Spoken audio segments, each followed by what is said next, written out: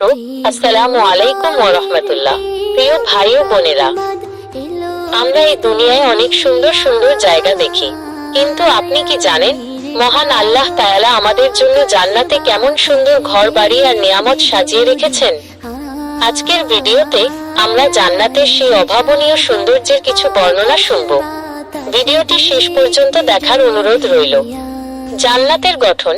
জান্নাতের প্রতিটি ইটের গাঁথনি হবে সোনা আর রূপার। এর প্লাস্টার হবে সুগন্ধি কস্তুরীর। জান্নাতের পাথরগুলো হবে ইয়াকুত ও মুক্তার, আর তার মাটি হবে অত্যন্ত মূল্যবান জাফরান। সুবহানাল্লাহ! কল্পনা করা যায় সেই জায়গাটি দেখতে কতই না মনোরম হবে।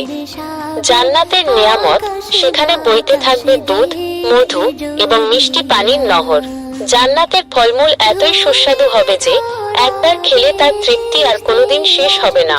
সেখানকার মানুষ কখনো বৃদ্ধ হবে না, কখনো অসুস্থ হবে না, এবং তারা চিরকাল সেখানে শান্তিতে বসবাস করবে।